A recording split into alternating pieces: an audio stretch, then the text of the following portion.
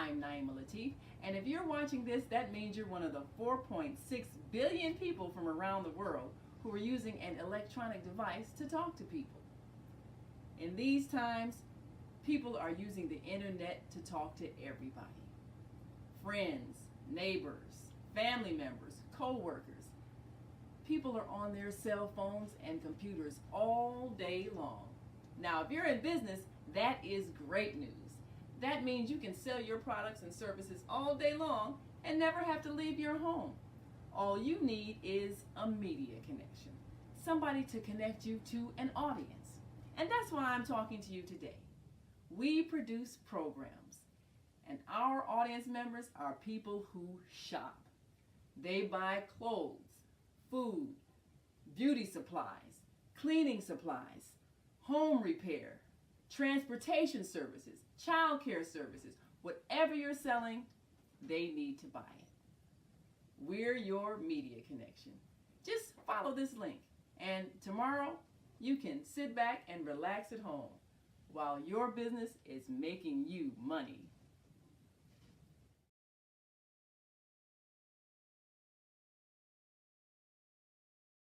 Radio.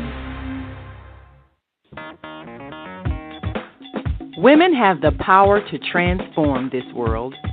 We can end crime and violence if we all agree to do one thing: share.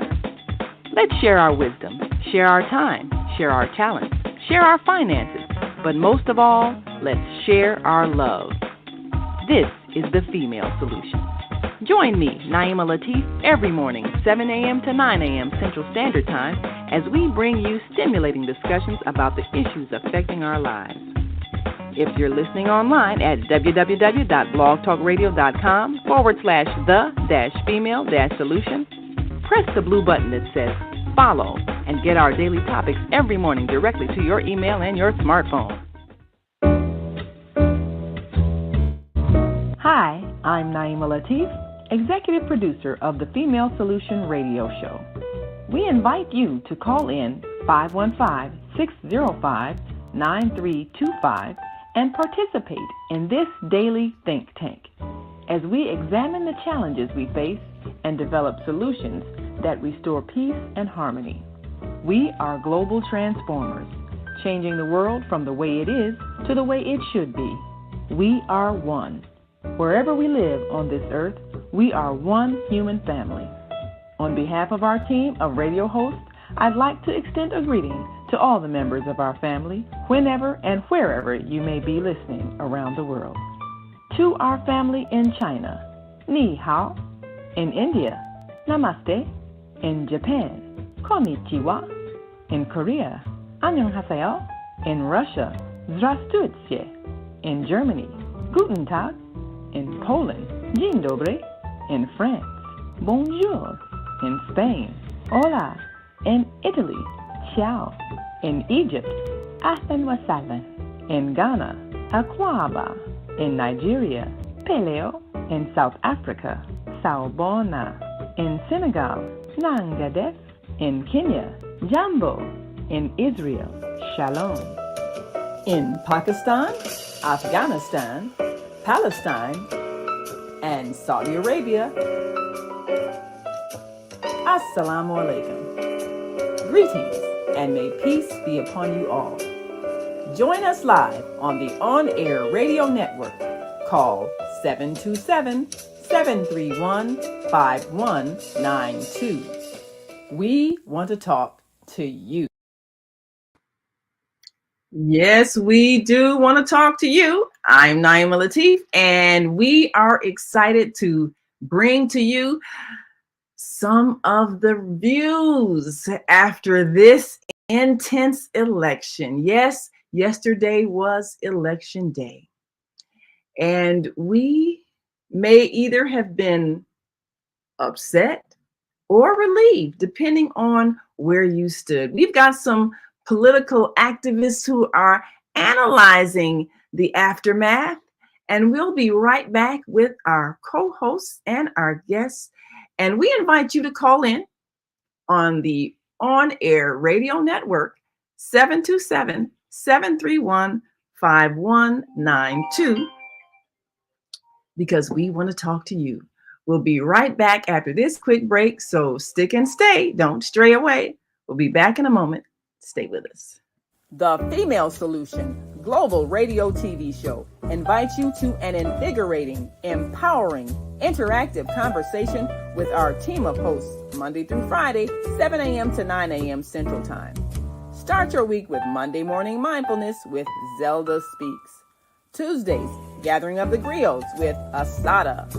Wednesdays, Repairing Family Relationships with Naima and co-host Kareem Hamid. Thursdays, Veggie Brunch Live with Angela.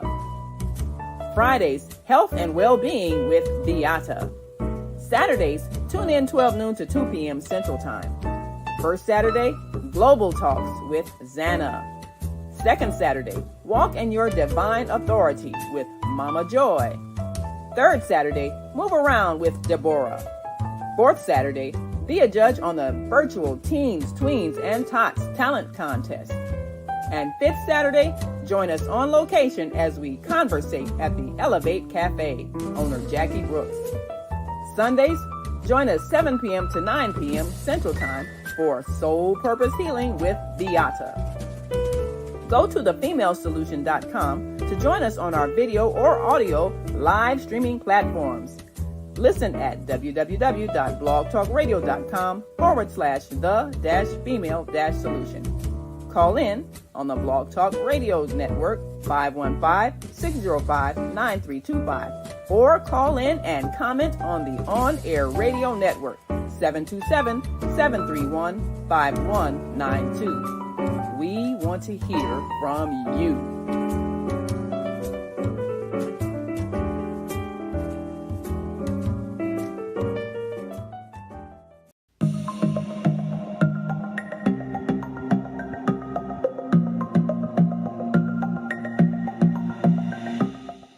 Hi, I'm Barbara. I'm Cheryl. And I'm Naima. We're three Black moms. And in case you didn't notice the resemblance, we're also three sisters. We're going to be coming to you every week, sharing our successes and our mistakes as we navigate our lives as moms, wives, sisters, daughters, and of course, Black women in today's world. We'll talk about it all: race, politics, religion, economics, culture, and we'll take a look at everything from whether or not to use corporal punishment to how do you teach your children about sex. Look for our upcoming book, Growing Up Charles. It's a personal story about our lives growing up in Maple Park on Chicago's South Side. I'm Barbara. I'm Cheryl. And I'm Naima. We're three Black moms. Follow us on Facebook and subscribe to our YouTube channel, Three Black Moms. I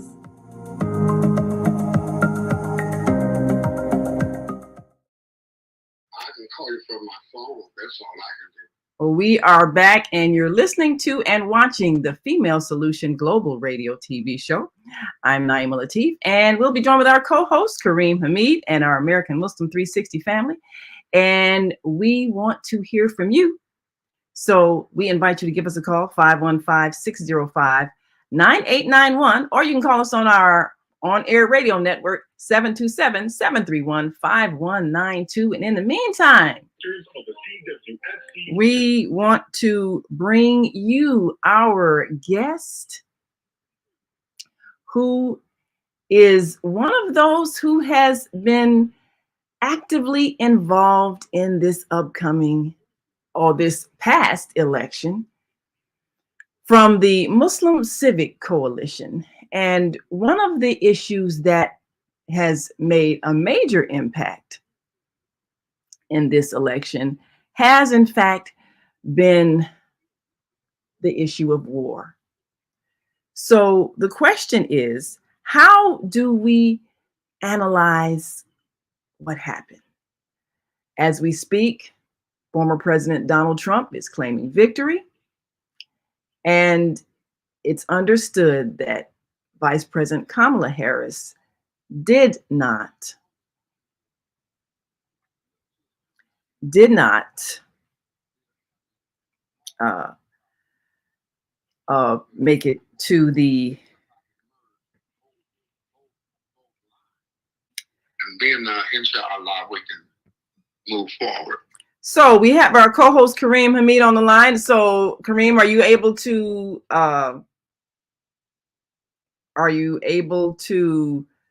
What I have done, I have merged both lines. Oh, that'll work. Okay, well that works. Well, all right.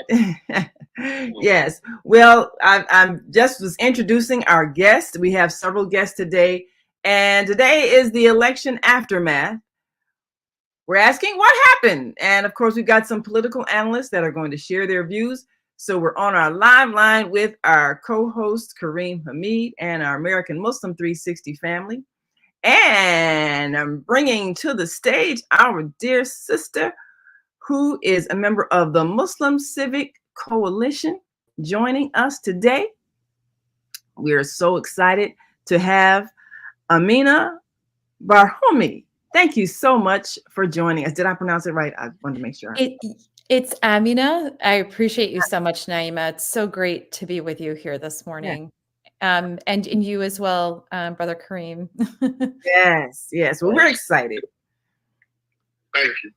Yes. Well, we have stayed up all night like most people, yes. Watching the returns. And we know that there was a large effort by many people across the nation on both sides. Later on, we've got one of the supporters of former President Donald Trump, and we've got a supporter coming on the line with us now, Dr. Wallace Gator Bradley. And we're going to give him a chance to kind of pull up your camera a little bit. And as soon as you get it stabilized, we'll bring you on. We want to make sure you're good and centered. But now the Muslim Civic Coalition was very much strongly against the Biden policies in support of Israel and its attacks in Palestine. And there were a number of strategies that were suggested. And of course, Jill Stein, Green Party candidate, made a strong pitch to the Muslim community, making strong statements against war and genocide in Gaza, which other candidates did not do. But tell me, what was your position regarding the optimum outcome for this election and the Muslim Civic Coalition in terms of its organizing efforts? What was the goal and desire for the outcome of this election? Yeah, Naima, I really appreciate you having me on today. I say that today we wake up heavy. It feels like deja vu. It feels like a repeat. The lead up to the election was very much divisive. It was one of the most contentious elections. So much money was spent. It should have been an easy win. But I think, some of the takeaways that we take is that let's just sit in that regardless of who wins, that our fight for justice is one that remains, and our push for policies that we think are important remains. But it's very clear that the active divisiveness and the leading by fear is not a policy that works. And unfortunately, we saw that happen. We saw, the Harris campaign. Unfortunately, we all wanted to see the first woman president, but we wanted her to be a courageous leader. And for many, they continued to see warmongers being brought into the fold to speak on behalf of the party. And I think, we wake up this morning with a lot of need for reflection as to what happened and why.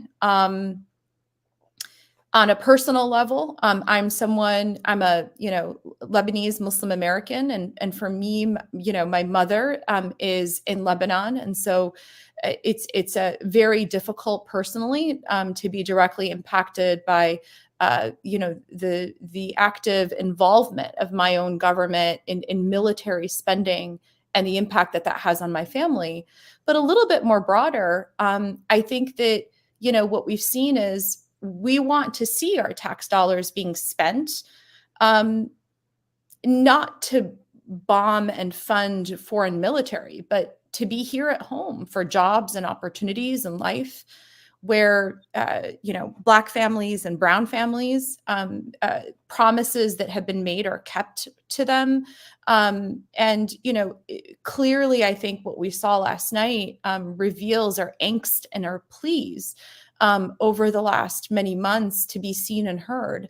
And certainly this is not, the outcome that we had wanted. Even here in Illinois, if you look at the votes compared to the 2020 election, the Democrats lost 1 million votes in Illinois. Like, not enough people showed up to vote for the Harris administration. And, partly because people pushed away and didn't feel that the duopoly represented them, that the leaders represented them and their cause or policies they were looking for. And certainly we continued, to want to see leaders that were courageous and pushed for that. In terms of the work of, the Muslim Civic Coalition Activate, our C4 arm, the work was around first protecting those that were courageous leaders in their state house races. Nabila Sayed won, and last night, Abdel Nasser won last night. So there were key local races that we were working on that we wanted to make sure that those leaders were protected in the state house for being courageous leaders. And, at the same time, we wanted a strategy that was responsive to the community needs. And time and time again, when we had conversations with leaders and community members and on the front lines of folks within the Muslim community, we kept hearing the disenfranchisement, the feeling of being unheard. And, part of our active effort to be able to make sure that we win when we show up to vote, right? Regardless of who we end up voting for, and that's when sort of, the strategy of keep the third party option open, especially here in Illinois, knowing full well that we're certainly a safe blue state. But I think the results of the vote yesterday also showcased to us that even though we're safe, the margins actually and the gap can be one that's drastically changed with 1 million voters not showing up like they did for Biden. So lots to consider and think about as we sit in this very heavy moment. There are 3 branches of government that are now controlled by one party. Yes. The Senate was lost. Senate and Congress looks like also. So, and then there are some Supreme Court seats that may be coming vacant soon. So it's easy to panic, but now I want to get a thought from our co-host Kareem Hamid. Then I'm going to bring in our other analyst, Dr. Bradley. Can I have you move back from the screen a bit? Move your, you can move yourself back a little bit from the screen, and we can get a nice, good picture there. We'll bring you on. In the meantime, Kareem Hamid, we've had these conversations about the election, and his thought was basically that Kamala Harris did not necessarily represent, the savior of America, and much of the policies of war, because of the underlying economic interests backing them, we're not going to see a change just because Democrats are elected. But Kareem, give us your thoughts about the aftermath of the election. What do you think it said, and do you think black men did not show up for Kamala? Do you think white women did not show up for Kamala? Do you think the kind of Muslim backlash against the Democratic Party because of its policy in Israel had an impact? What are your thoughts? Well, I want to deflect blame. I do not want the Muslim community here in America to be scapegoated concerning the results of the election. We have to be very careful of that. There are conditions that, yes, persist regardless as to which party is in office. I call our attention to what has been a glaring sore right in the heart of America. And that is the issue of homelessness. People living in tents, people living in makeshift shanties. The cities are deluged by homelessness. And that issue has not been adequately addressed. On the front page of our publication, the Muslim Journal, the Muslims in Newark, they established emergency services for families. They host the 5th annual World Homeless Day.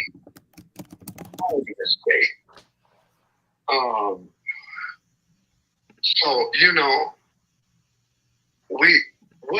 how can I put it? That both parties is very little difference. Our conditions do not change regardless as to who is occupying the White House. The American people have spoken by their vote or their non-voting. There is great dissatisfaction across this country. And there are many genesis for that dissatisfaction. For one thing, there is the fear of influence.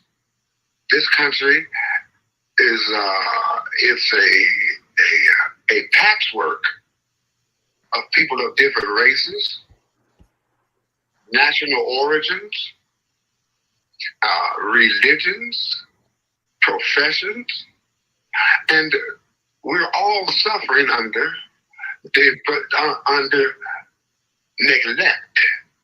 neglect.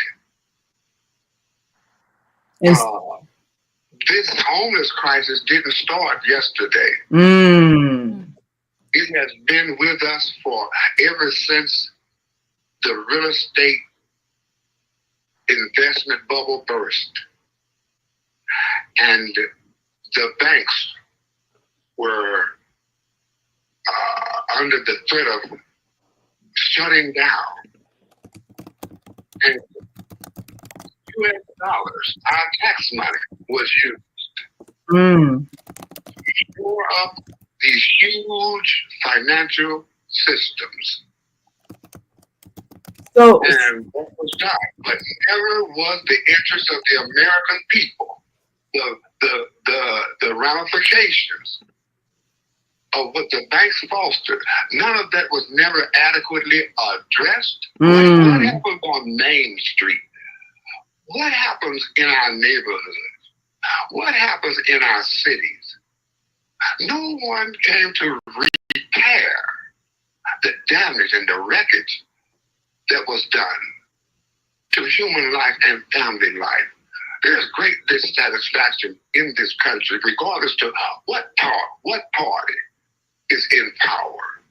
So, and also, we've got to be sincere that white supremacy is still with us. It is still there.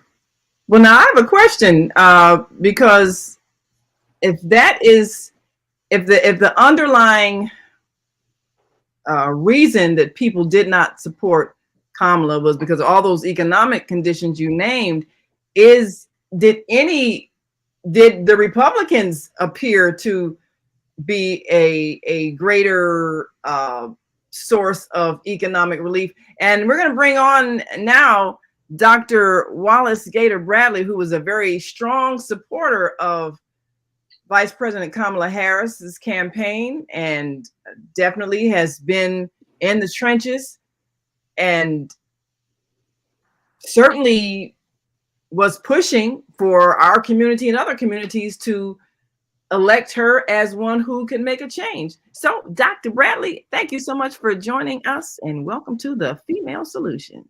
Thank you. And I'd like to say good morning to your host and your guests. But one of the things that's key and profound, in 2016,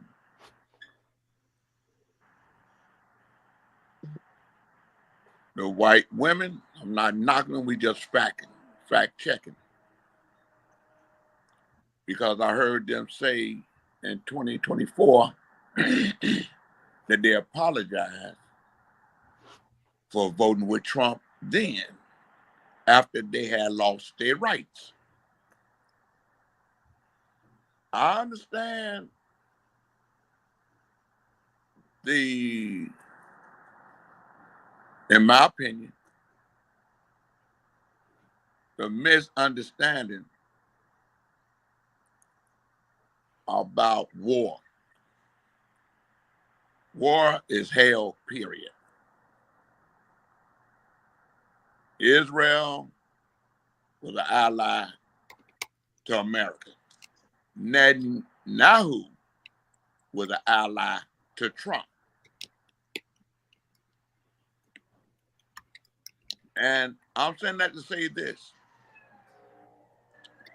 For the women that didn't come out or voted for Trump or voted for the third, whatever, rail, whatever they want to call it, how can they look at their daughters and know that this man is there because of their actions when he was trying to put it on the black man? What the black man don't understand is up to the black man. For my sisters and brothers that's Muslim, especially in Detroit and Minnesota, that chose to look for a pie in the sky instead of dealing with the realities. Y'all had a chance to cast your vote, to be at the table, to make it better with a new administration that understood that Netanyahu was the problem. So we wake up today knowing with what I just shared with you,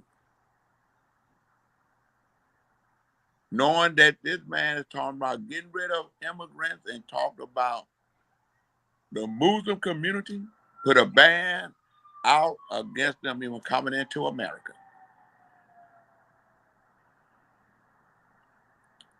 To get caught up in a war that America didn't create. Netanyahu created it because Netanyahu, and everybody know, he once sided with Hamas against PLO.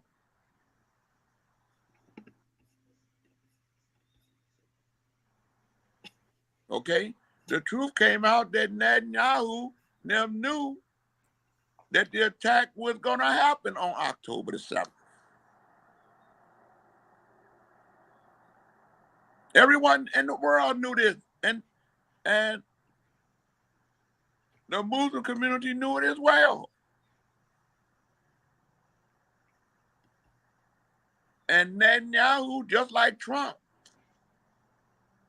was doing the things that they were doing so that neither one of them would go to jail. So here we are today. Because what I'm saying, we all realizing the truth. Was the choice that we made worth the result that we got from making the choice? So are you saying that now, for those who might have been less than enthusiastic about Vice President Kamala Harris, we're out of the frying pan and into the fire with And the fire for real, because it's like this. It's like they talking, and she was saying there has to be a change. Had they let her become the president, things would have changed. Because she was a vice president. She wasn't the president.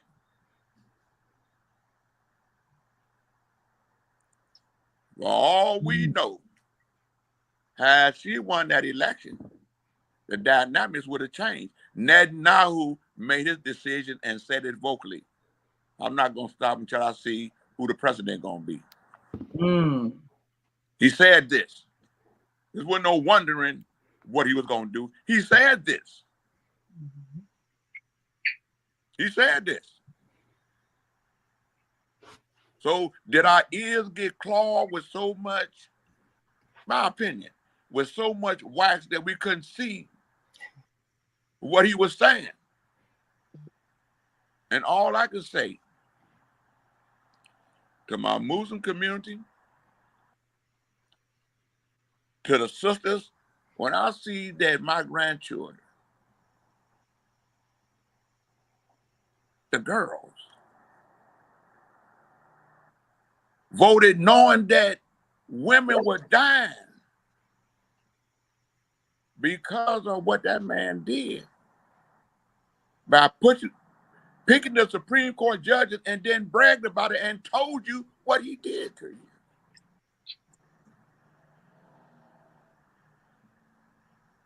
Told you what he did to you and why he did it. Now he has the power to make it a national ban against abortion and tracking women, tracking them as if they were criminals. Making it where there's laws where if the doctors try to save a woman's life because of a bad pregnancy, they can be sentenced to the penitentiary. The man said out of his mouth that he feels that women should be punished. And that go for all women. So here we are. And this is where I feel. We got to continue to walk by faith. We got to continue to walk by faith, and we got to pray.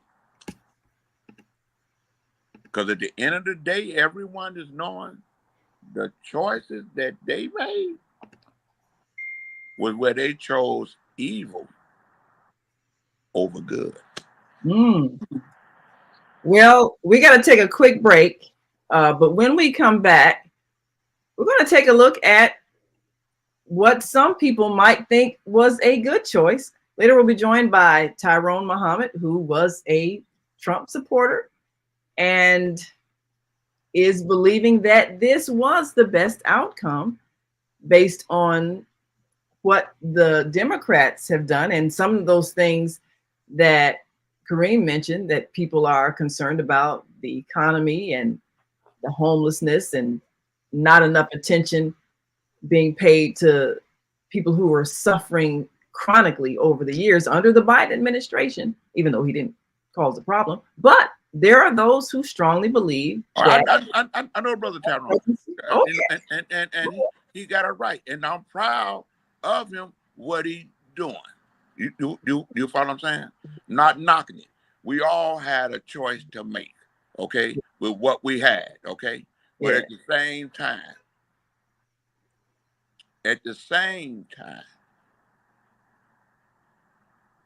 look at the consequences on who it's gonna affect because of the choices that we made.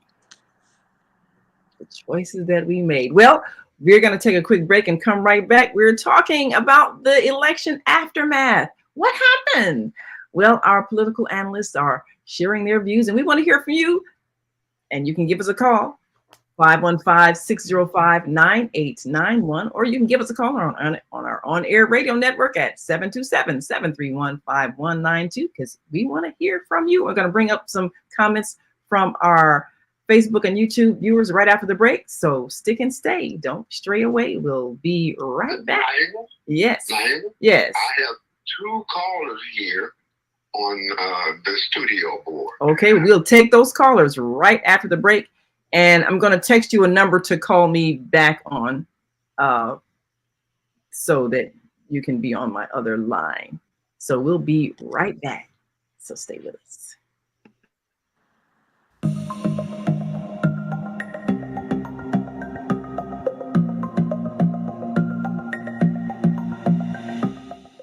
Hi, I'm Barbara.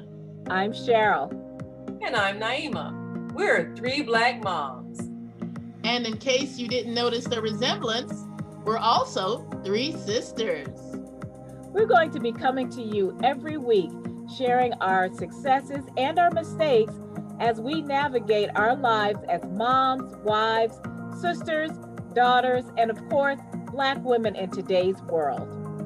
We'll talk about it all: race, politics, religion, economics, culture, and we'll take a look at everything from whether or not to use corporal punishment to how do you teach your children about sex. Look for our upcoming book, Growing Up Charles. It's a personal story about our lives growing up in Maple Park on Chicago's South Side. I'm Barbara. I'm Cheryl. And I'm Naima. We're 3 Black moms. Follow us on Facebook and subscribe to our YouTube channel, 3 Black Moms. The Female Solution Global Radio TV Show invites you to an invigorating, empowering, interactive conversation with our team of hosts Monday through Friday, 7 a.m. to 9 a.m. Central Time. Start your week with Monday Morning Mindfulness with Zelda Speaks.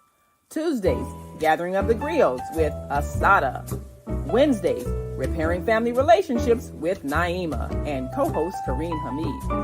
Thursdays, Veggie Brunch Live with Angela. Fridays, Health and Well-Being with Beata. Saturdays, tune in 12 noon to 2 p.m. Central Time. First Saturday, Global Talks with Zana.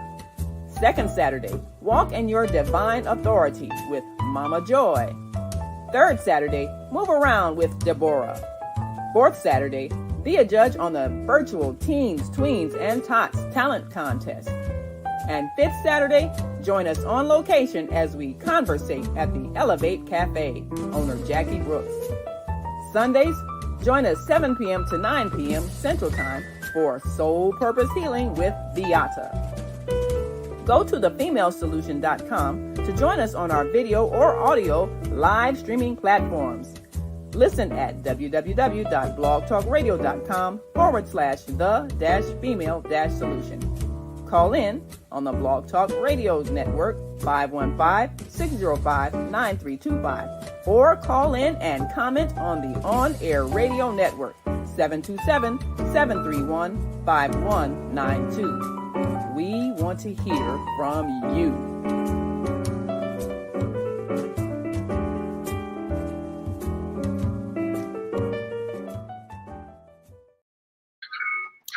All right. Well, we are back, and you're listening to and watching the Female Solution Global Radio TV show. I'm Naima Latif. So, Amina, am I pronouncing it correctly? Amina. Yes. So, yes. Okay. So we are back. And I mean, I wanted to get your response to that thought. What are your beliefs in terms of what you see as perhaps the I don't know, responsibility of the Muslim community in having maybe discouraged votes for Kamala. What are your thoughts on that?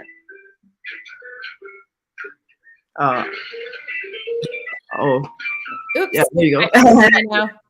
So I think first, I mean, I hear Dr. Wallace's point of view, and I appreciate so much you're being real. And I think one of the most important things that we can do as resilient communities is be real with each other and really talk about sort of the places that we came from, and the frustrations that we're feeling now.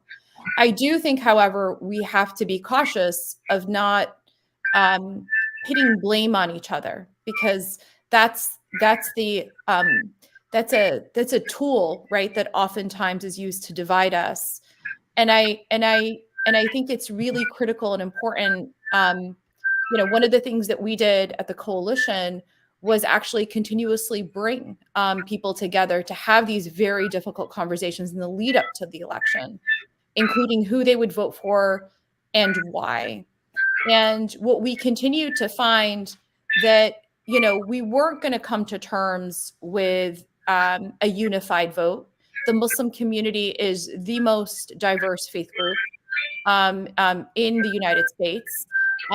Experiences within the Muslim community will vary. People's perspectives will vary. So even within the Muslim community, there was no unified strategy or vote.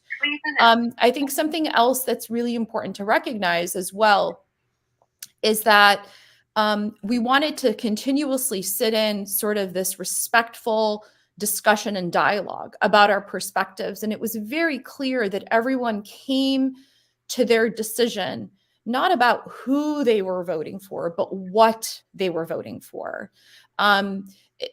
Their vote and decision was ultimately on the basis of principled values that they believed very strongly in, even though their decisions were ultimately different. And we just released a white paper actually in the run up to the election on the basis of this. So I think that's very telling. I think that everyone deliberated within themselves, within their communities, on who they felt like really represented them. And so, I would say that, something that's also critical is that, and just to go back in history, John Quincy Adams said, like, always vote for principle, even that you may vote alone, and you may cherish the sweetest reflection that your vote is never lost. And so I think for people who voted out of principle, regardless of what the outcome is today, whether you in whatever community you belong to, the striving for justice will continue day in and day out. Look, I mean, the reality is, we wake up today to very much a let's call it a super majority. 3 branches of government are controlled by one party. And the checks and the balances are us.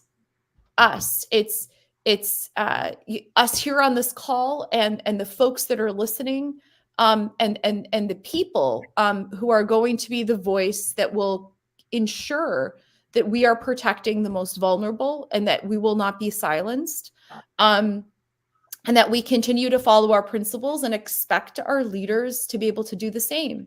And so there's clearly a feeling of disenfranchisement within the Democratic Party, of not listening to those that are on the streets, not listening to those that are suffering, not listening to those that are impacted, not listening to those that are not receiving these immense amount of billions of dollars of aid that needs to be spent here at home.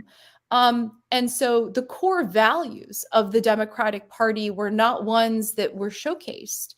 And so, that's the difficulty I think that people had. I started earlier sharing that even here in Illinois, 1 million voters that showed up for President Biden did not show up in this election for Harris. And the question is to reflect on why.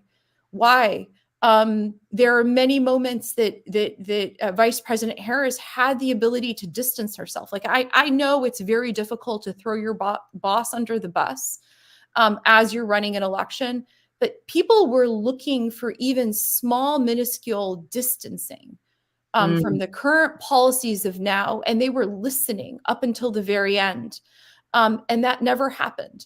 And so I think one needs to question about why. The loss of the Senate race, same thing. It's this, fear mongering. If you don't vote for me, then didn't work in 2016, and it didn't work. It didn't work in previous elections, and it certainly did not work this time around. So I think there has to be a lot of self-reflection within the Democratic Party of people who organized for the party, who didn't show up for the party in the same way. Why is that the case?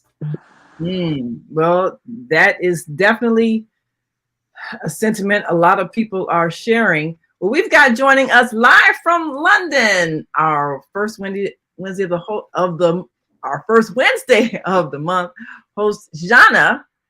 And of course, the world is watching as we face the reality that former President Donald J. Trump has once again been elected. So, Jana, are you able to hear us?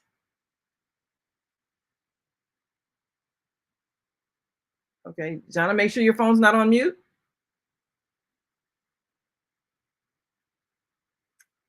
And uh-oh. You know, Naima, the last speaker said something that was very important. The absence of principle. Oh, wait a minute. I think Wallace, I think you're Dr. Bradley. I think you're on mute. You gotta unmute your, let's see, make sure. I think you're accidentally on let me see. I think he's accidentally muted here. Unmute mic. Oh. He may be speaking to someone else. Yeah. Well, I think he's yeah, I think he's not realizing he's on mute. You're on mute. You're muted. Check your mute. You got to unmute your phone. Yeah, you got to unmute your phone. I don't know if he can hear us. In the interim, I have two callers waiting here on the AM 360 board that would like to share something. Okay, well, let's bring in those calls, and we've got a few comments that I'd like to share.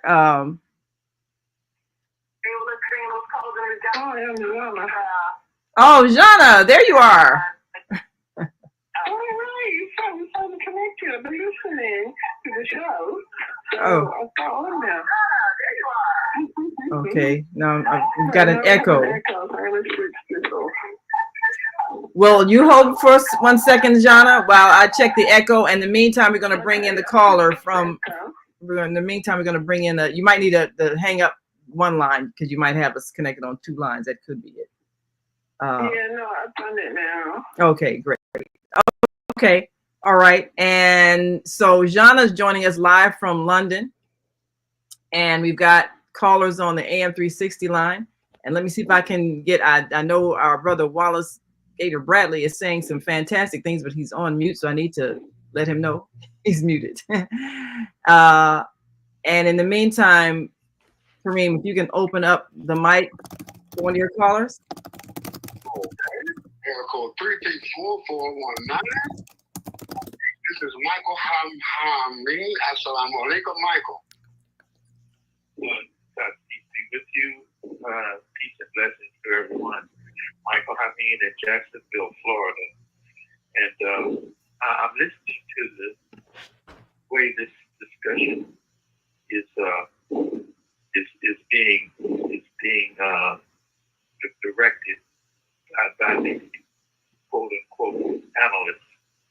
And the idea that one of the analysts mentioned in terms of listening, this is something that has been a part of our social conditioning here in America. And we've got two, in my opinion, two expressions of America. We've got America the Beautiful in terms of free speech and other ideas with the foundational constructs of the Creator giving us inalienable rights, and also the idea of towards a more perfect union, which the present day environment seems to be alienated against. And there's no way we can have a more perfect union. It's the idea of religions coming up, the idea of gender and so forth. We have to have the common denominator or factor is our common humanity. And if that's not recognized, and this doesn't seem to be a good environment right now for that idea of common humanity. You know, you have reactionary, in my opinion, mental expression or emotional and mental expression of those who want to cling to the false narratives of race, the false narratives of gender superiority, and the false narratives of color superiority. And lastly, the public has been conditioned to not make critical and the subtle analysis of our circumstances. And what we have is people voting on emotions in terms of their own personal interests, and not even, it's not even the consideration of character that did not come up in this election in terms of the character. Now, the administrator of the government, the president, up to this point, has had to follow the previous established agendas in terms of alliances and so forth. And the past history of America on the ugly side has been for America's self-interest. We have gotten into the business of assassinations of duly elected officials. As an example, America is called the Great Satan because the duly elected President Mossadegh was assassinated, and the American was involved in Congo assassinations and other assassinations and meddling in other sovereign government affairs. That's the ugly side. So I'll stop there.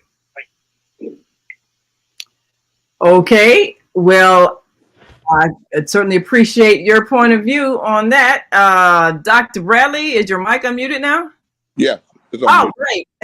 And I can tell by all the gesturing you were doing, I know you said some really deep things, but we didn't hear them for the last few minutes. So, it's like this. Oh dear. One thing for sure, she was hearing everybody. The Democratic Party was hearing everybody. That's why they reached everybody. That's why they said, okay, you will be at the table. Now you can be at the table. This is a new change of the Democratic Party. We at this junction. You now will be at the table. Everybody's concern was, we want to be there so we can make a decision on what we're going to do, how we're going to get our concerns addressed. I'm with you. Let's make this happen. When I heard Carrie B, whatever her name is, even Beyonce. Please announce yourself. When they got up and they spoke, they said they weren't speaking as entertainers. They were speaking as women and as mothers. Women and mothers. Yes. And for some reason, the media don't want to tell the women perspective and the decisions that was made and what percentage went here, what percentage went there. For some reason, they can say the black response, and then they saw we were still at the same response that we always have been for the Democratic Party, which was at 87 to 90%. Okay. You understand what I'm saying? Okay. So the thing become, and I'm not knocking no one. We all got to own up to our responsibilities in order to make things better. We get make things better when we fall and get back up. And I'm saying that to say, get ready. Because there's a plan for another election. And I ain't talking about 2028. I'm talking about 2026. And we got to get in. We use the TikTok and everything else, and we got to follow it as long as we showing us twerking and jerking and all that type of thing. But what Trump, Elon Musk did, and the guy, what's his name, Joe Rogan or whatever it is, when Joe Rogan hooked up with Elon Musk, and if Elon Musk was giving $1 million away, it wasn't no problem for him to cut a righteous deal with John Bogan. Hey man, come on, this is what we own. This the power. They was going at power. We let our feelings get involved. They didn't have no feelings. They was at power.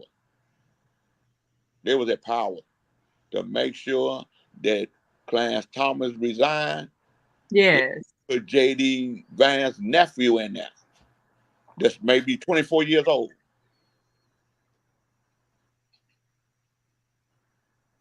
Knowing that he may be there, and that's up to God how long he be there. There's that power.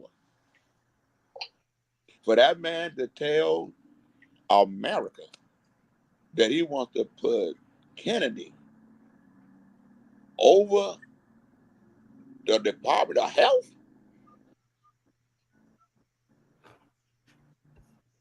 and everybody let their feelings get in, talking about, hey, and you see the unhealthiness of the war in Gaza, and this man is telling you he's going to put a man over the Department of Health for women health and children health. And this the same man that said he may have stuck his hand in the mouth of a bear and the worm might have come through his hand and eat up his brain. And talking about making Cannon, the judge that was over his case, the attorney general. Mm-hmm. All right. Yes. Okay, great. You understand what I'm saying? So all I can say, and this ain't pointing no fingers. This just, they told you.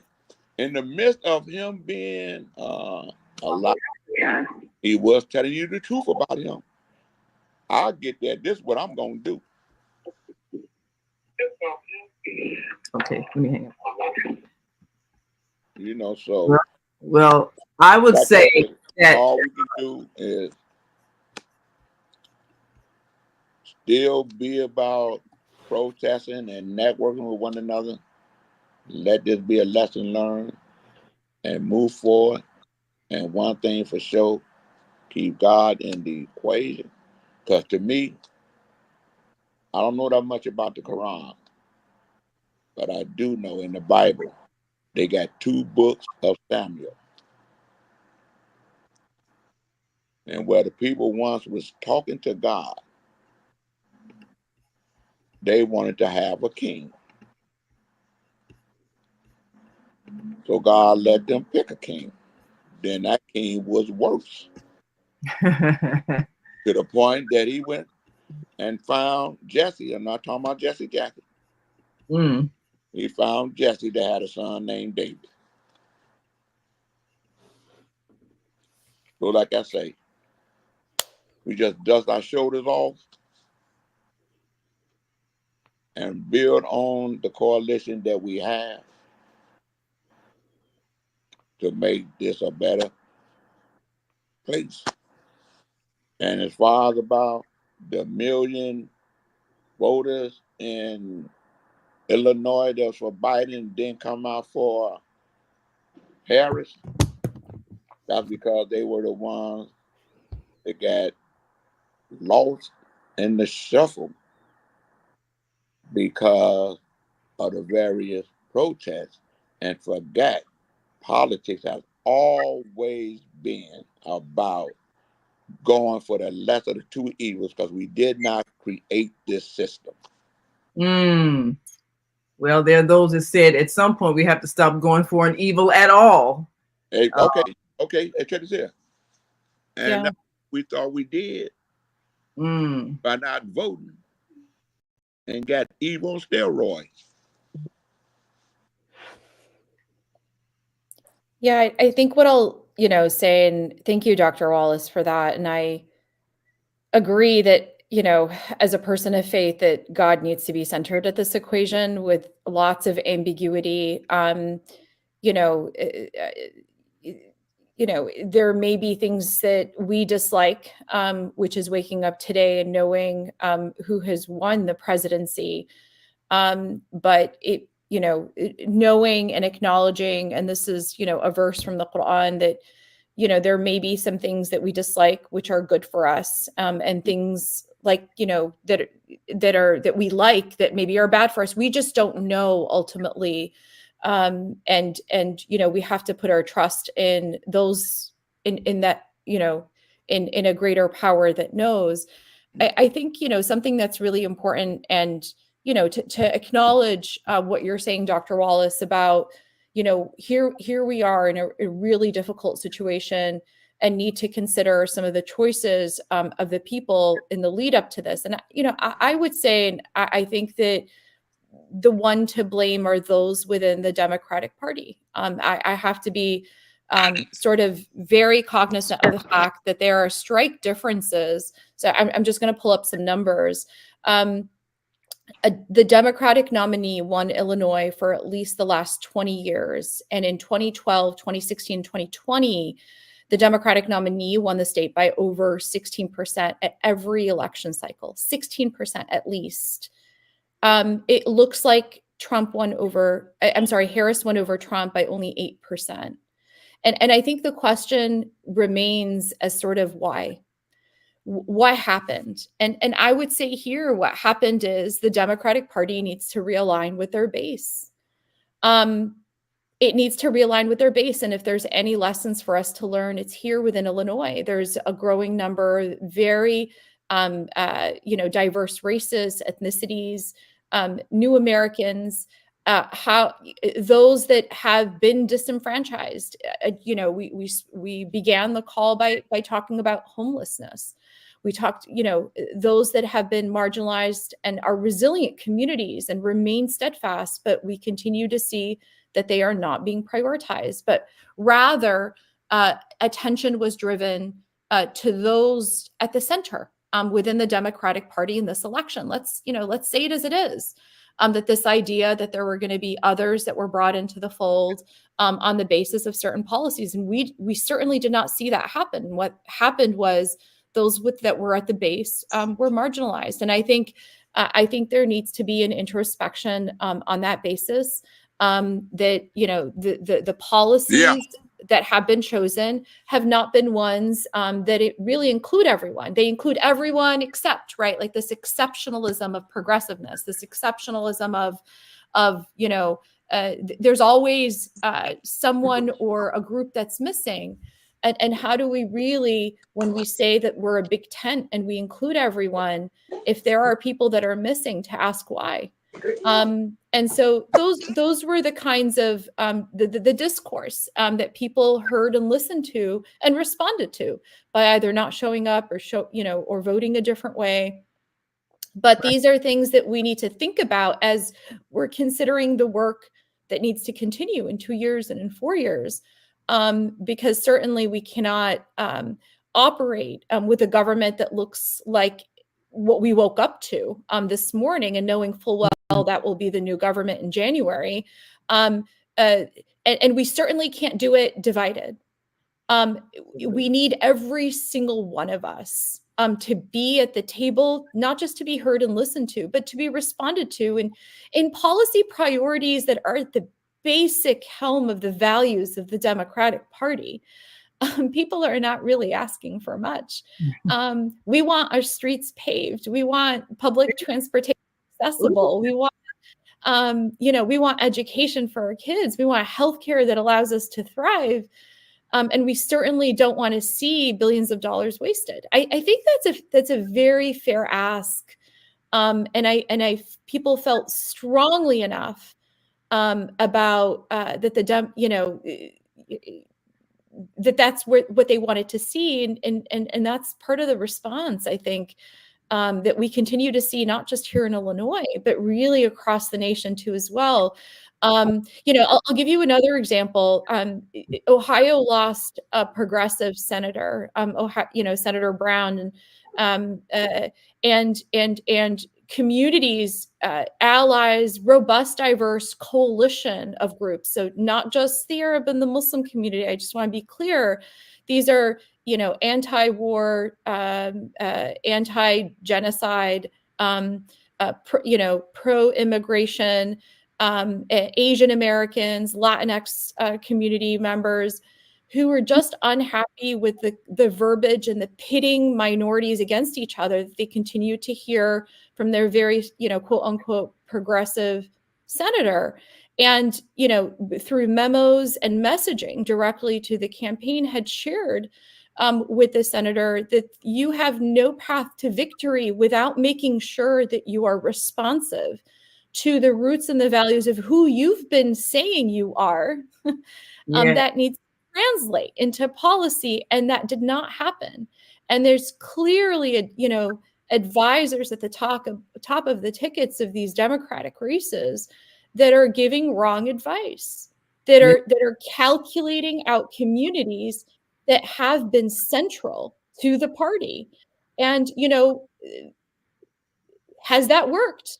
I say it hasn't. The sidelining of, if we want to go back, of the Bernie Sanders voices, right? Like back in, when Hillary Clinton was the presumptive nominee, sort of some of the sidelining of those progressive voices continue to happen, and this arrogance is just not going to get us anywhere. And it's not a winning strategy.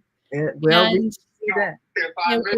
the Democratic convention that was held in Chicago, there was a Palestinian elected official that was not allowed to address. I remember that. Yeah, where they can't. Voices that are not allowed to even express themselves. And if you do not go on principle, then I think that's how come we derive at the result that we have this morning. Absolutely. Well, we got to take a quick break, but when we come back, we've got a bunch of comments about where we should perhaps go from here. And then we're going to bring back Jana from London. And last night we did a short live right before, as the election returns were coming in. We got viewers from South Africa, all over the world. People are looking at the United States because this is going to impact global policy, and we need to be ready. Well, we'll be right back after this quick break, so we want you all to stick and stay. Don't stray away. And Beata from Florida, our Friday host, says, hoping Jill Stein will be the ambassador of peace. And she says that homeless crisis is now the community's responsibility, not the government. Well, let's take a look at that as well, because maybe there are some things that the community needs to do beyond what the government isn't doing. But we'll be right back after this quick break. So we want you all to stick and stay. Don't stray away. We'll be right back after this quick break. So stay with us. Hi, I'm Naima Latif, And if you're watching this, that means you're one of the 4.6 billion people from around the world who are using an electronic device to talk to people. In these times, people are using the internet to talk to everybody. Friends, neighbors, family members, co-workers. People are on their cell phones and computers all day long. Now, if you're in business, that is great news. That means you can sell your products and services all day long and never have to leave your home. All you need is a media connection, somebody to connect you to an audience. And that's why I'm talking to you today. We produce programs, and our audience members are people who shop. They buy clothes, food, beauty supplies, cleaning supplies, home repair, transportation services, child care services. Whatever you're selling, they need to buy it. We're your media connection. Just follow this link, and tomorrow you can sit back and relax at home while your business is making you money. And we are back. You're listening to and watching the Female Solution Global Radio TV show. And for those who have been diligently keeping track of the election returns, you know that at this point that former President Donald Trump has been declared the winner. And he pretty much took the vote in the swing states. And we also have the Senate that has turned Republican controlled, as well as, even though there are a few congressional seats, they're still counting ballots. But we're seeing that this is going to be a very much Republican dominated government. So was there a backlash against the Democrats for policies that were not enacted? Is there fear that the economy is going to continue to get worse? Well, we're not sure exactly what all the factors were, but the fact of the matter is there was a decisive vote. It was close, but definitely not close enough. How much of it was misogyny, not wanting a female to be in leadership? Some people are saying that. We've got some comments here I'd like to share from our Facebook and YouTube listeners.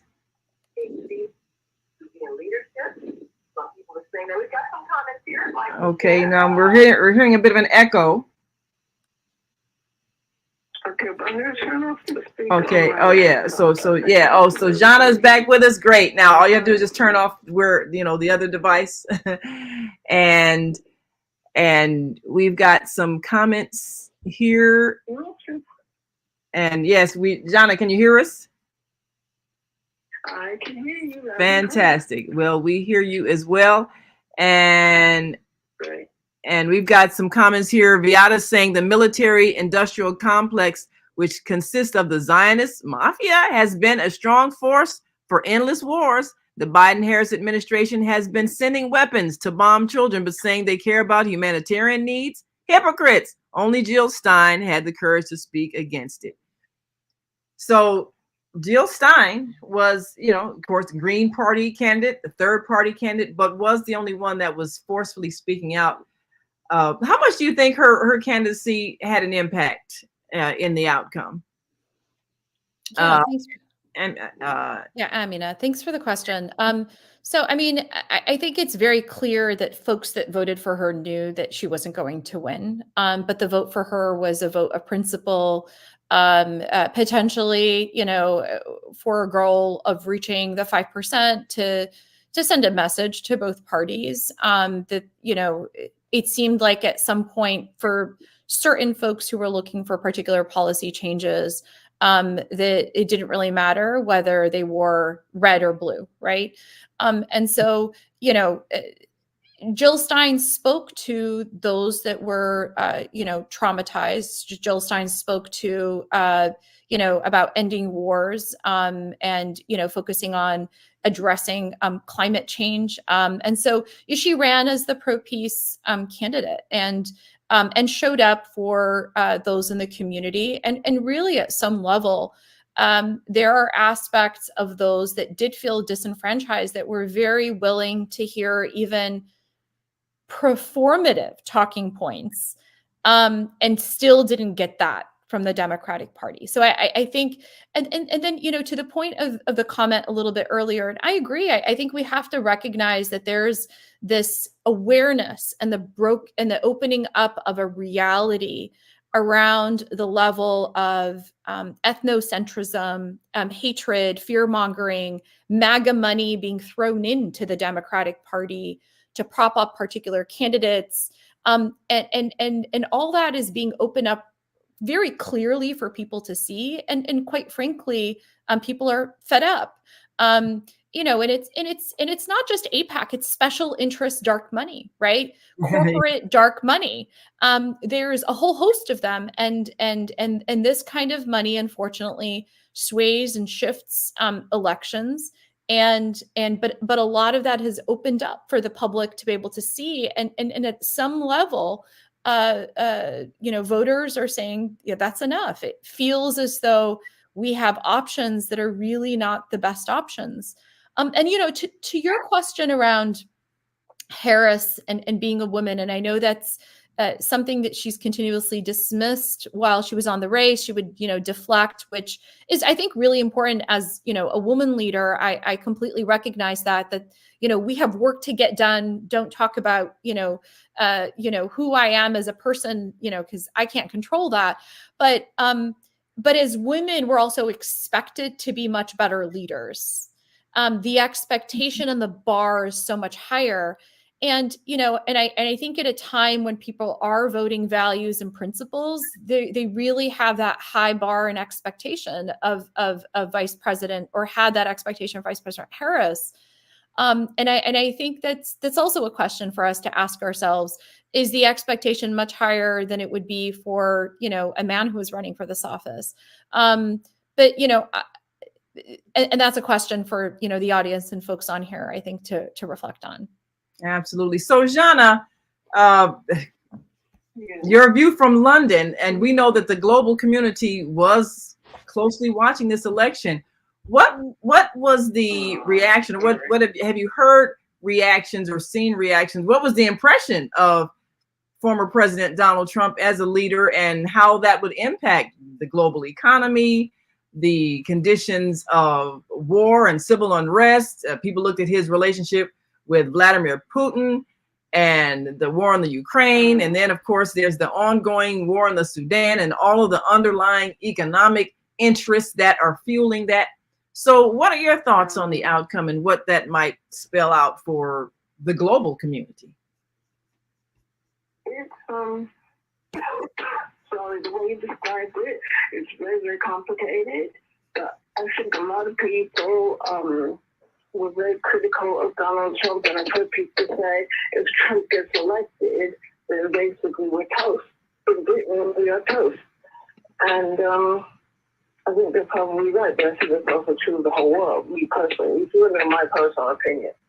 And your guest said something about the lack of morals or the lack of ethics. So, I mean, I wish I could say I was surprised he was elected. I am not surprised, but I'm stunned. I am stunned because this man is a convicted sex offender. This man fomented a rebellion on the Capitol. And yet, people still voted for him. And it really upsets me. I'm going to try not to think about it. I'm going to try, even though it's all over the TV today and yesterday. Sorry, I'm trying not to think about it because it just upsets me so much that people could vote for someone like that. And I mean, I'd like to know what you guys think about what's the future, given the crisis that's going on in the Middle East at the moment. Given that this man has said he could end all the wars, which is ridiculous. again, that's my opinion. Isn't he the one that said all Muslims are rapists or something like that? No, he said all immigrants that's coming. All immigrants are rapists. All rapists. So that includes the Mexicans as well, right? Every Mexican is a rapist. So the fact that people could vote for someone who holds those kind of views. And then some people said that he didn't actually mean it. He didn't actually mean it. You know what? As far as I'm concerned, he meant it. Otherwise, he would have said it. And he's very unfiltered. We know that. Even Melania has said that. He's unfiltered. So he just basically, whatever he thinks comes out of his mouth. Anyway, that's where I am with it. I'm in the morning and I'm trying to focus on Thanksgiving because I'm trying to focus on, the blessings that we're all given every day. But I'd like to know what you guys think. What's going to be the future? Given the current state of what's going on in the Middle East, what do you think? What impact do you think this is going to have? You are mentioning something that's very important. All the elections are local. So organization must start from the local and street level. And unfortunately, this nation have lost large ground on morality. Our culture is inundated with an inhuman, unfeeling presentation placed before us. And it has shaped our thinking, it has shaped our hearts, our minds, our emotions. And so, as was stated, you get the type of leadership that you deserve. Look at our this is how democracy works, right? The majority wins. Whether the majority is right or wrong, the majority wins. You're right. So the majority have lost the moral stance, the moral principle stance that this country and the Democratic Party have enunciated.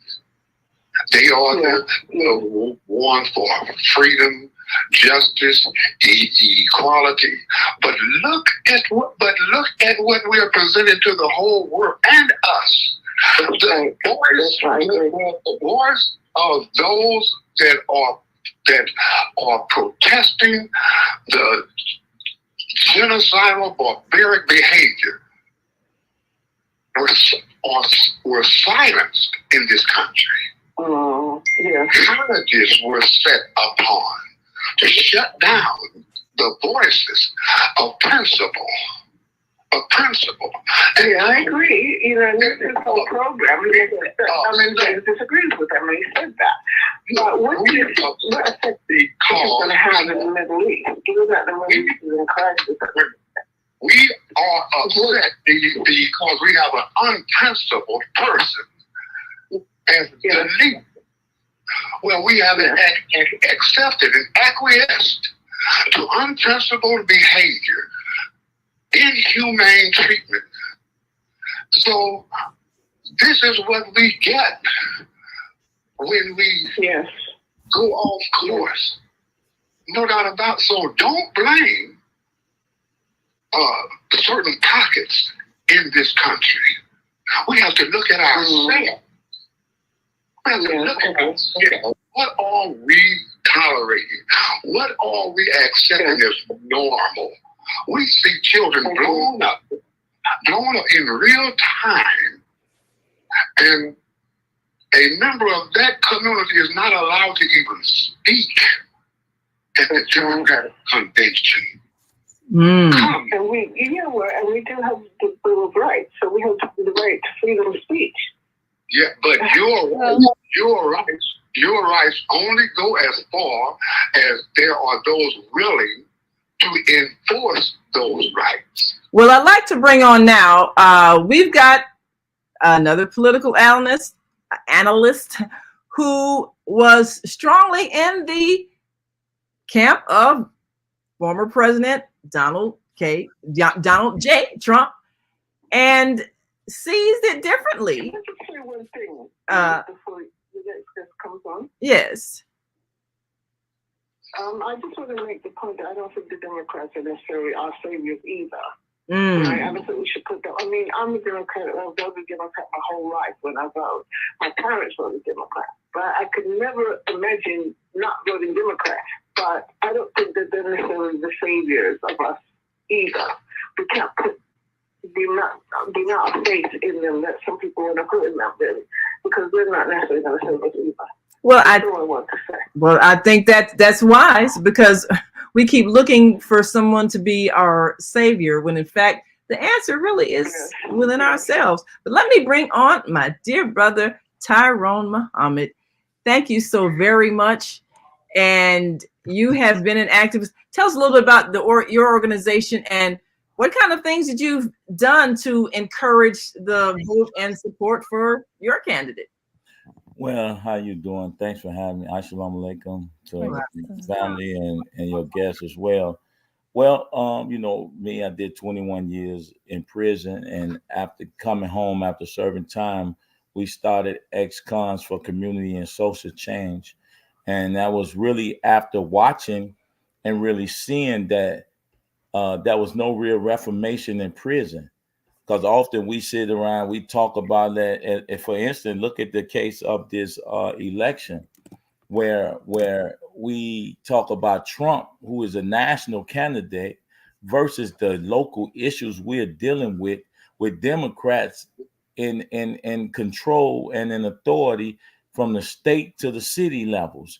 So, and even in and so I get back to that, but we decided that, you know, while everybody's sitting around waiting for politicians to do for them what they're more than capable of doing for themselves, we said we as ex-felons are the only class and caste of individuals who's perpetually discriminated by everyone, even our own family members.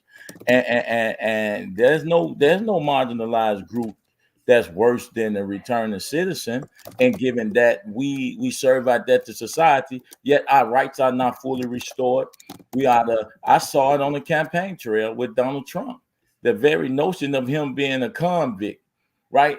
And it's like reduce his humanity in the sense that the same people that said that convict are the same people who say the same thing about us as returning citizens, no matter what time we serve. And these are mostly people who call themselves Christians, who always talk about second chances and God's forgiveness and Allah's forgiveness and Yahweh and Jehovah's forgiveness. See, people play religion.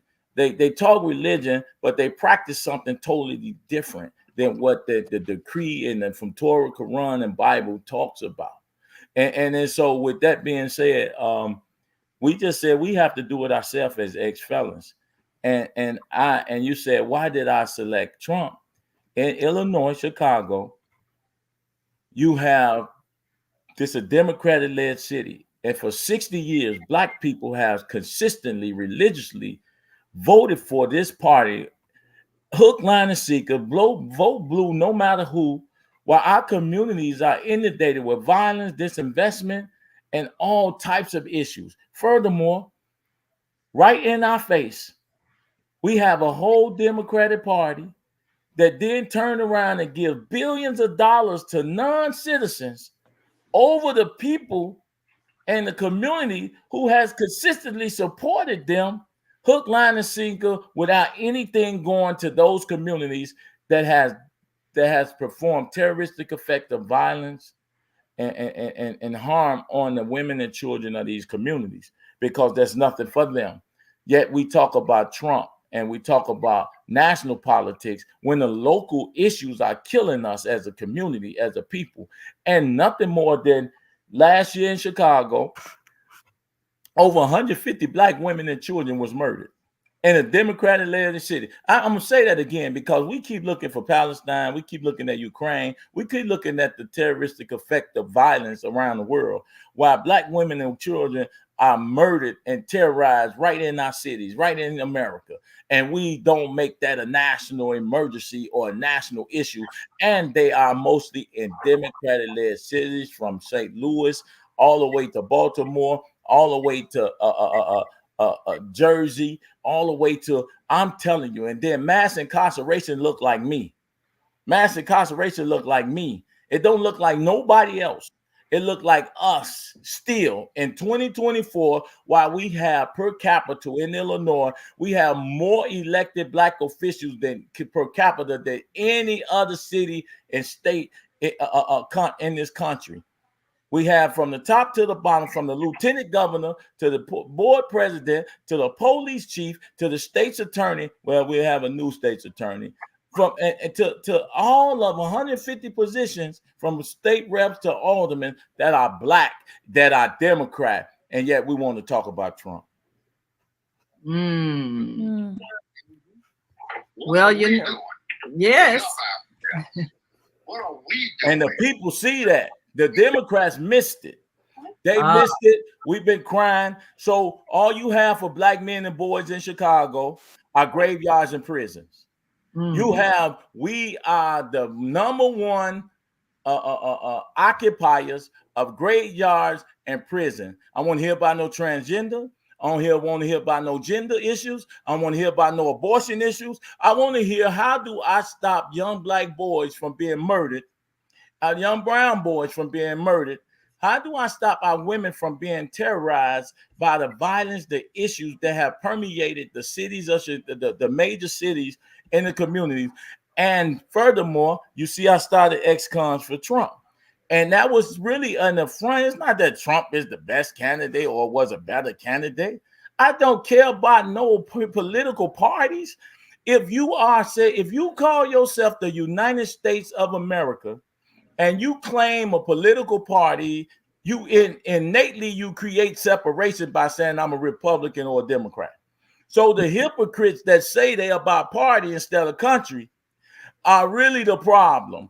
And we playing party politics, and that's why we going through what we're going through, because God see the hypocrisy in the nation.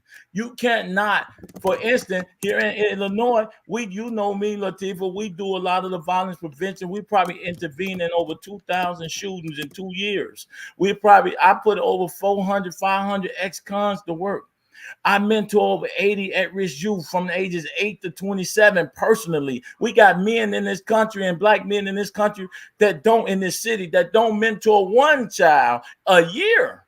So I'm telling you that we're not really active in making changes. And then we're dealing with a government. If you're not a part of the boule class, the bourgeois elite class of black people, or in America, Democrats, and I'm talking about black people, because black people in Chicago are openly in charge. So when they try to make it about race, I'm telling you, white men, my Arab brothers, my sisters, my Asian brothers, my sisters, haven't done more to me than my own people have. When we sat here, I've been allocated, our organization was allocated over $3 million, and JB took our money and gave it to the North Side. Took our money, went around, talked about public safety, and the Democrats, the black Democrats, allowed JB from Welch to LG Sims, all of these, a seizure led by Juliana Stratton. If you do not, as a black man, submit or allow yourself to fall into an anti-heterosexual narrative, you got nothing come, because you can't stand as a strong father, as a strong man in your community while they pushing all of these issues of gender and all of these specifics in your household. So if you go against that narrative, when black men are trying to come back to the communities and stop the terroristic effect of violence on our sons, our nephews, our fathers, our husbands, your boyfriends, that will ultimately violate and kill women. And if you don't support that, strong men create strong communities, create strong households, then you are antichrist. You are against the constitutional decree of making America safe and making us prosperous and justice and liberty for all, because we have no real conversation like men like me who served 21 years. How you a person that never been to prison gonna tell me how prison is and gonna create policy to fix prisons without ever asking me what's the best way to fix prisons and what is it that you want, because they don't ever think that our voice matters. The only time our voice matters is when we got a gun up to your head, or we kicking your doors in for home invasion, or we robbing you out your cars, or we doing things that make you understand that violence anywhere is violence everywhere. So I don't have to choose a side of Palestinian with my Palestinian brothers, or the Jewish sisters and brothers, or Ukraine. Violence anywhere is violence everywhere. So we don't have to take a narrative. We could just say, stop it, or we're not funding it. We're not funding neither wars. And if anybody think that's okay, they are liars. They're not from God. They are hypocrites. And really, God is showing today that the grassroots movements that's not connected to these political organizations have spoken. They have a voice. And if you keep denying our voice and not listening to us, we're going to have a revolution. And lastly, you have 20 million returning citizens, ex-cons in America. You got 80 million total just as involved individual or just as impacted. That means people who've been arrested, who've had a brush with the law, that may have had probation, but they may have never entered prison. You are increasingly becoming, we already the number one incarcerated nation in the world. Now you're going to find out in a minute, if we keep locking people up without results and without a reformation, without transformation, you're going to have more people locked up that's ex-cons that's going to have the power of the vote before you can look around. So you can't, that's a whole population that Democrats just left on the sideline and don't even go in and court our vote because we don't have nothing to give them. Our vote isn't enough. Well, you know, that's a powerful observation, especially because, as you've said, there's a whole population of returning citizens, and there are reasons why they ended up in prison, and those reasons were not addressed. We got to take one last break, and when we come back, I want to get some reactions from our hosts, and also share some more comments from our Facebook viewers, and if we've got other callers on the line, we'll get their thoughts. And two callers here on the AM 360 studio board. All right, we'll take those callers when we come back. And I want us to take a look at, was the outcome affected by some of these issues that people found offensive?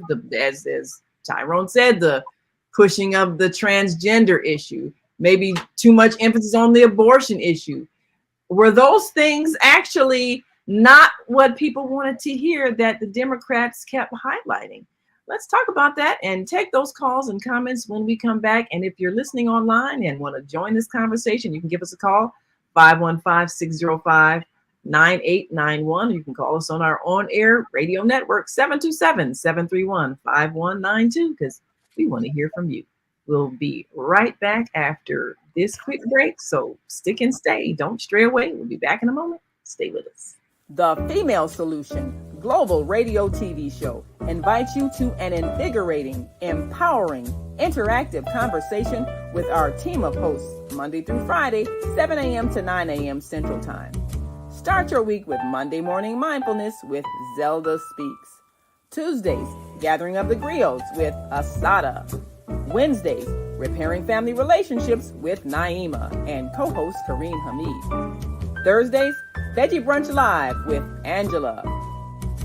Fridays, Health and Well-Being with Beata. Saturdays, tune in 12 noon to 2 p.m. Central Time. First Saturday, Global Talks with Zana. Second Saturday, Walk in Your Divine Authority with Mama Joy. Third Saturday, Move Around with Deborah. Fourth Saturday, be a judge on the virtual Teens, Tweens, and Tots Talent Contest. And fifth Saturday, join us on location as we conversate at the Elevate Cafe, owner Jackie Brooks. Sundays, join us 7 p.m. to 9 p.m. Central Time for Soul Purpose Healing with Beata. Go to thefemalesolution.com to join us on our video or audio live streaming platforms. Listen at www.blogtalkradio.com/the-female-solution. Call in on the Blog Talk Radio Network, 515-605-9325, or call in and comment on the On Air Radio Network, 727-731-5192. We want to hear from you.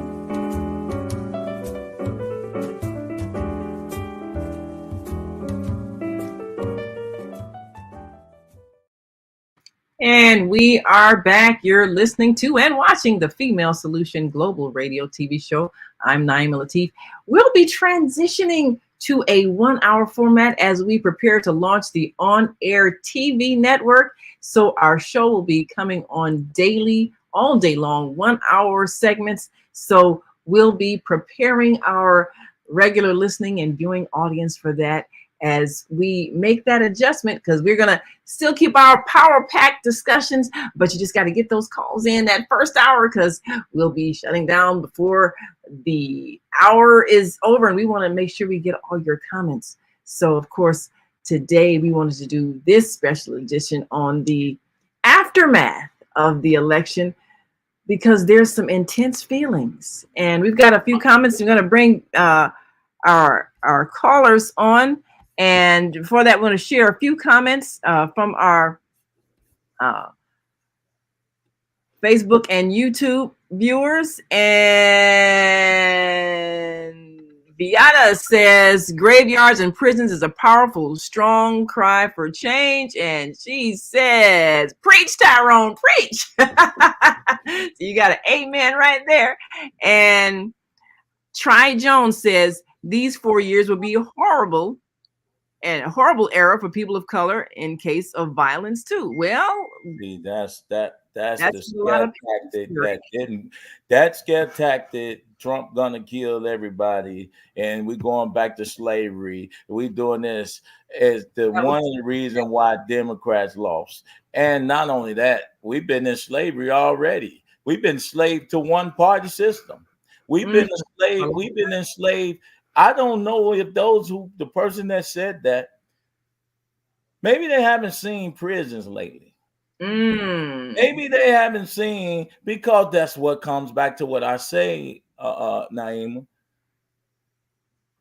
Ex-cons or prisoners are the only class and cast of individuals that everybody steps on, stomped down, beat up. And even their whole scriptures of the people who claim to be about God, Jesus say, when was I hungry and you fed me not? When was I in prison and you visited me not? That which you do to the least of these, you also do unto me.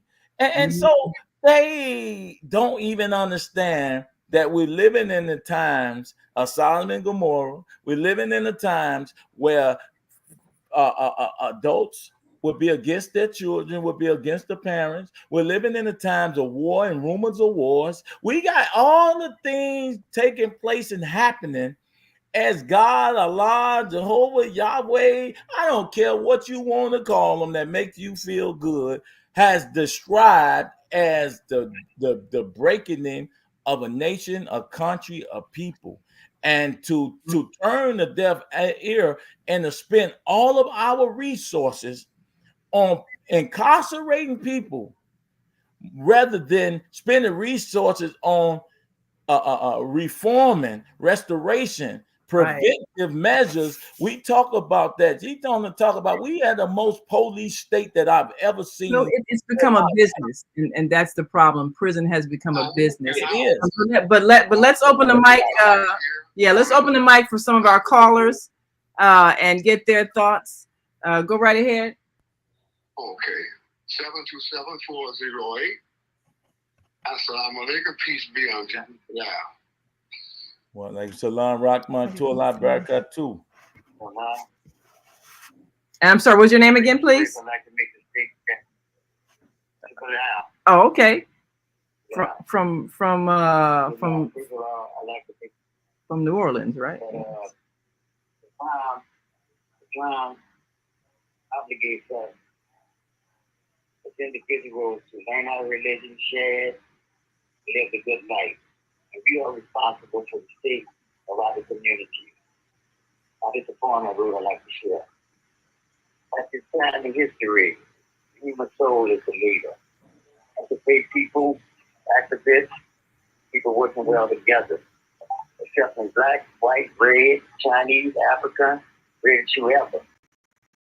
Human soul was already ready to embrace true nature. Leaders helping others to have a progressive future. They are in a situation to really humanize their spirit. These deeds never lose. They will benefit. Feeling their obligation as servants of the Most High. This is how they progress. This is how they survive. All want for us to have excellence, the life, this life in the hereafter. Having a workable relationship in mind, heart, and matter. The last stage for achieving the society, the political order. We have a 50-year plan to continue moving forward. A global destiny, a better and more productive tomorrow. Study more, live and share as you know. Raise the people up with their human nature and spiritual, political ascension. Build institutions, psychological inclusion. The DNA is a model for our political vision. Utilize the Quran, the Sunnah, and mutual consultation.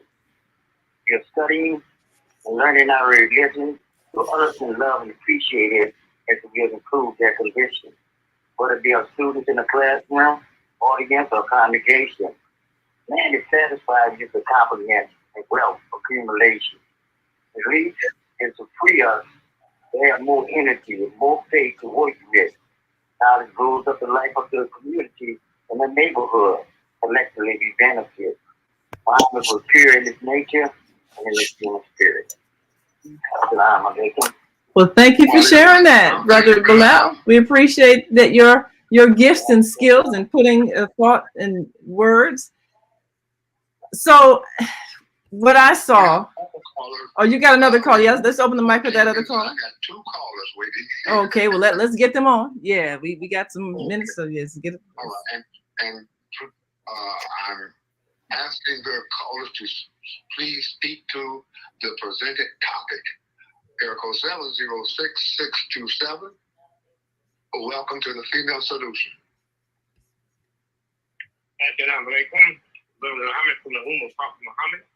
By the way, Island, Jordan. Now, the topic is always a female solution. So I want to talk to that right quick if I can. We had a moment of clearance, and this is what happened today. We now have the responsibility to support our women, be able to raise their children, to be a believer, and live the life that is in revelation that's been sent to the human family since our creation. Or we can try to call the help of those women who might are under the influence of corruption, education, and people who believe and think there's more benefit in following things than what is best for their own soul. The mothers have an opportunity to put education at its highest level, like Almighty God Allah has showed her before both genders, the mother. Now we just let female opportunity in Kamala, because she was a hostage. She's overpressed. She's not in control of what she can say and what she can do without her life being threatened. And she doesn't have a female sorority to run to. And the proof of that, this election showed her that. There's 9 women we know, and that was backstage, it might be more than that now. 9 women to every man in the United States of America. The female vote alone that given a mother a chance.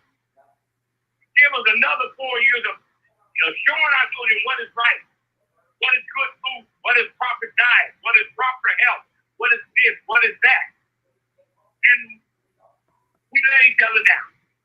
The men did not provide the protection and the maintenance for the women of faith to have the opportunity to establish and share motherhood knowledge on how to raise the best human being, be he male or female, so that they don't have to fall victim to this warning that Allah gave you. What happened today was Allah telling us, inshallah, that y'all need another 4 years to accept the truth without no partners to it, without no haram or imperfection to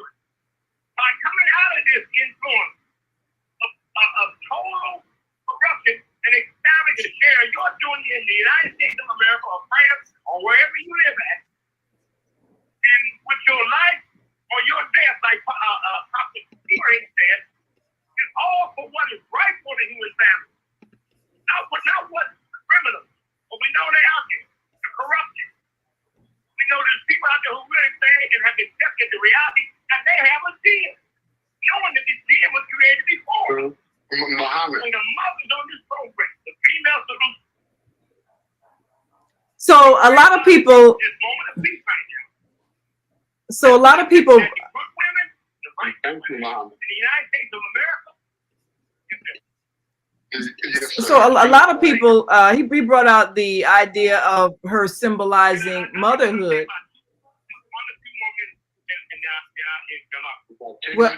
Well, yeah, you know, we actually wanted to get some. I wanted to get a response from. If you can make it 30 seconds, that would really help my brother.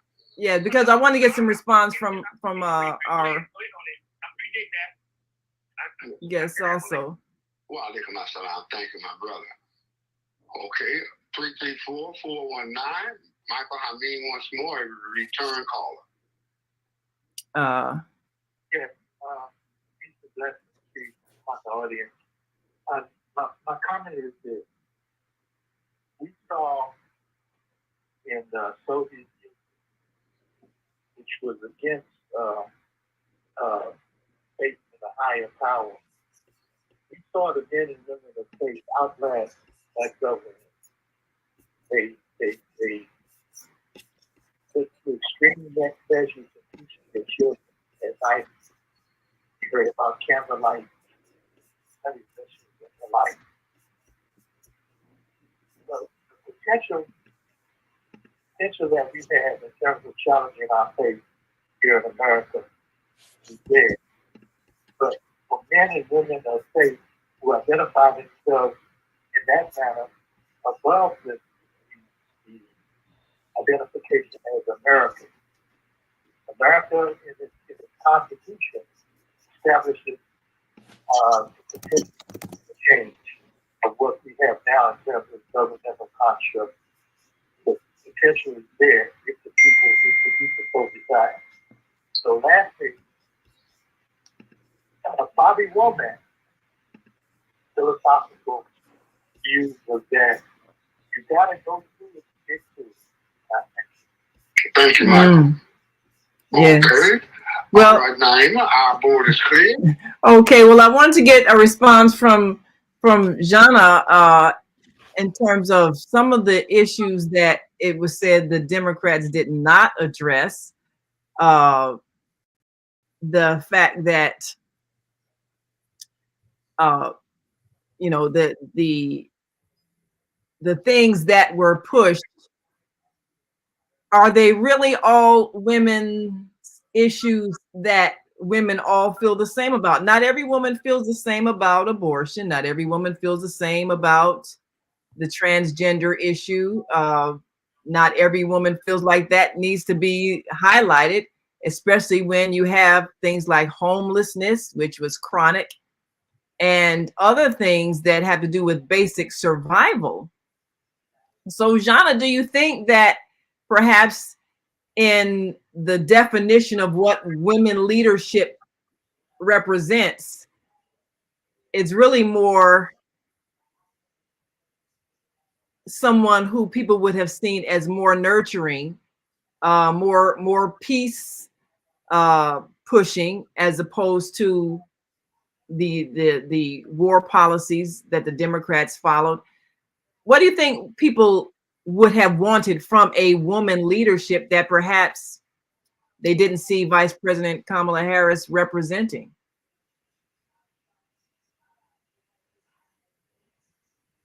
Check your mute. Want to make sure you're not on mute. That was for who was that for?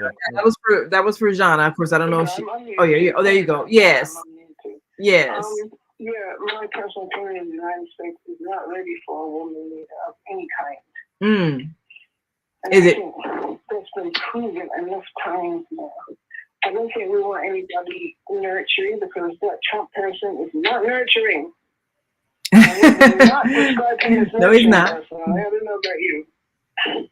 Yeah. Well, I mean, yeah. What do you think? You know, people were looking for a change in policy. Yeah. Kamala said, I will follow the policy of the Biden administration. And I will continue the policy toward Israel 100%.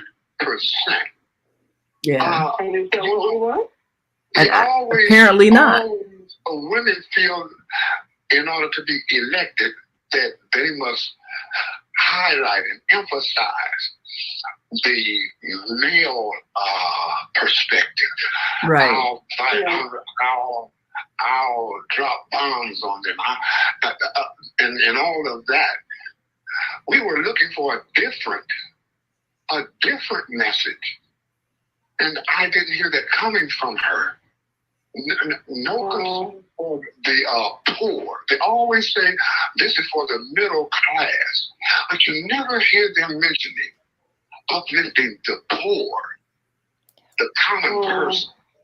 And that goes across all races. There are huge pockets of poverty among Caucasians. Huge numbers. They all aren't rich. But the condition has to change. You have to speak to the needs of the people. So not just follow. Do you think that's going to happen? Do you think that the politicians out there who actually want to do that? Well, that's the thing. It's what the people want. And I tend to think that if we were going to have a woman in leadership, we want her to be a woman. We want her to be nurturing, compassionate, peace-loving. We want her to be concerned about the needs of the least of these. We want her to have a market. I think as a prosecutor, that's even possible. When you have your profession, often dictates your mindset. Well, she said she got into prosecution defending a woman who had been sexually violated. But see, she didn't get into prosecution defending black men who was murdered and shot by police officers. See, when you play gender with truth and life and death and righteousness and wrongdoing and violations of human being, as the brother Muhammad was saying, you focus too much on, because see, the silent thing is men are molested too. But that is never, because society have made men think that to be vulnerable, to be victimized is a weakness. We so used to black men dying in these countries, in the cities, in these communities every day, that our issues are not front and center. So yet we have allowed, and I'm gonna say it because it's a woman's show, I feel for black women and other women of color, because they allow white women to push this independent narrative that often goes against the God's decree, and how we as a man, I'm not expecting when I hear a sound going bump in the night to get my wife up out the bed and say, go check on that. I'm not expecting her to take garbage out in the alley. I'm not expecting her to change her tire.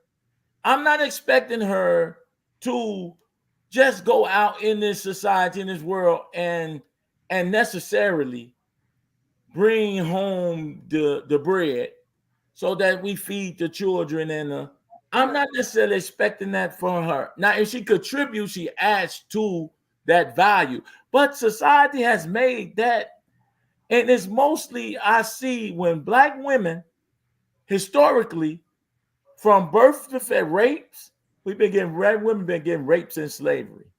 And no apologies for none of that yet. Nobody calls an order on the table and say, hey, black women, we watch black women, their mortality rates are lowest than any woman in America. We watch black women are most victimized than any woman in America. And we watch that black women are they're getting the education, but as far as women, the least educated and the most homeless. Yeah. So Very high homeless population. I know we're about to go. I'm sorry. I want to make sure I get some of these comments that we've gotten, because I mean you've made some points, and I think she can't just pick an issue and say, you know, I'm brand the prosecutor, but you knocked over thousands of black men in prison for cannabis. So you want us to support you? Well, let's see. John had said, let's remember who introduced white men. Well, yeah, that's true. Well, Jana said, let's all remember who introduced the 3 strikes rule. That came from the Clinton 94 crime bill. So that was Biden. Oh, that was Joe Biden. Ah, yes. Okay. And Tri Jones said, hopefully Trump will not hire our black people for his own wars just to be able to give them jobs. Well, that's another thing. We got a wartime economy. And then Beata said, Tyre, you represent the voice of conscious men of color. May the Most High continue to prosper you in every way. And she said Tyrone, she meant to say. And Tri Jones said the election result actually shocked the world, not just a few of us. I don't know, Jana, did you feel shocked, or were you pretty much expecting Trump to get back in? I was not surprised, but I was stunned. And I'm so stunned. Yes. Well, yes. Well, I just cannot believe that people would still vote for this man. That they have, and I can't honestly say that I'm surprised. Well, I know as we get ready to wind down, and of course, Tri Jones says, I do not recall a neoconservative ever improving life for black people in U.S. history. If any party would be successful, we would not be in this crisis now. Well, you know, I think a lot of the fear mongering that, Trump's going to send us back to slavery. You know, I think, and everybody's made some really strong points. So was we in slavery back in the 4 years that he was elected? Did we go back to slavery then? No, we did not. Actually, we didn't have any wars, I think, under his leadership. And he pointed that out, and that could have had an impact. So last thoughts before we go, everybody, take 30 seconds. Amina, give us your thoughts. What should we do going forward? What should be our game plan? Yeah, I think going next, clearly people sent a message in whatever way and whom they chose in this election. And so we're really looking for courageous leaders. And so we continue the work to hold accountable whomever the elected official happens to be in office. And we are the checks and balances. Organized people have to be the checks and balances through our local work, through our grassroots efforts in our neighborhoods, to be able to make sure that we push for the policies and determine what those policies are in the process. Makes sense. Tyron, what should be our strategy going forward? We got your man, and now what should we do to make sure we have to unify the city, the country, and the people have given Trump a mandate. Like it or not, they took the Senate as well, and we still on the fence with the House. So you can't act like Democrats have to be more about the issues and policies of everybody. And to think that you can leave men out of the equation of families, and to think that we have no voice in a woman's, just to abortion, even though it's my seed. Now, I'm not talking about rape and incest. I'm talking about with 61 forms of birth control, somebody don't have to get pregnant. We don't have to get pregnant. We get pregnant because sometimes, we are human. And we do things that we don't do by protecting ourselves properly and making sure that we have proper parents to raise those children. I'm just saying, if they're going to keep making that an issue, we have a say-so as men in reproduction. And the woman has say-so as well in her body and who she allowed in her. So with that being said, I thank you again, and we hope to, my motto is, it's going to take us to save us, not politicians, not legislators, not pastors, not ministers, not sheikhs, not scribes. It's going to take us to save us as a people, as a community. And violence anywhere is violence everywhere. That means on our women, our children, our men. Peace and blessings. Well, peace and blessings. Thank you so much. Jana, your thoughts? What do you see as how the world community should respond to this, And should there be fear or hope? Well, I think there should be hope. I think there's probably a lot of fear, and it's justified, really. I mean, I like what the brother was saying about grassroots organizing. It's so important. And I'll just tell you a little quick story that, because I've been on Black Women for Positive Change, that they used to be called Black Women for Obama. Ah, so now it's just positive change. Can you support your campaign, not as an organization, but individuals within the organization? Hillary said, no, thank you very much, but I don't need your help. All right. So this is telling us something right there about the priorities of those in power, because, grassroots organizing was not her thing. And she could have had a lot more support with that, but she chose not to. So I think that tells us something right there. I think that the only way we're going to be able to progress is through grassroots organizing. That's my feeling. I agree totally. It's the people that run the nation, not the politicians. So, Kareem, you got the last word. What should be our strategy going forward? To care for the neighbor. There you go. To care for the neighbor, to supply neighborly needs, and that is local. Organizing to supply and meet the needs of your neighbor. We are all interconnected, and you should love for your neighbor what you love for yourself. That is what we must do. It begins at the grassroots level. I stop right there. Yes, it does. And Viata says, unity, unity, unity. Absolutely. Love your neighbor as yourself. If you do that, then we can solve every problem that we have. So let's make that happen. Well, we've got to go. Thank you all so much. Thank you to our guests, our hosts and co-hosts, and all of our callers, and those who wrote in comments. We appreciate you. We are one humanity. Let us remember that and work with whoever we have selected for leadership. But most importantly, work within your own home and make sure whatever you bring out of your home is a spirit of peace. I'm Naima Latif for the Female Solution Global Radio TV show. And until tomorrow, continue to shine your light.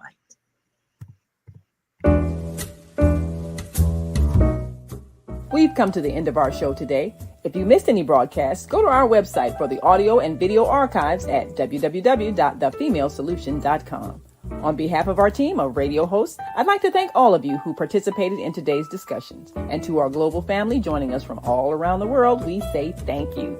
To our family in China, xie xie. India, Dhanyavad. Japan, arigato. Korea, kamsamnida. Russia, spasiba. Germany, danke. Poland, dziękuję. France, merci. Spain, gracias. Italy, grazie. Egypt, shukran. Ghana, madasi. Nigeria, eshe. South Africa, ngiyabonga. Senegal, jaref. Kenya, asante. Israel, toda. Pakistan, shukriya. Afghanistan, tashakur. Saudi Arabia and Palestine, shukran. Assalamu alaikum wa rahmatullahi wa barakatuhu. Thank you, and may peace be upon you and the mercy of God and God's blessings.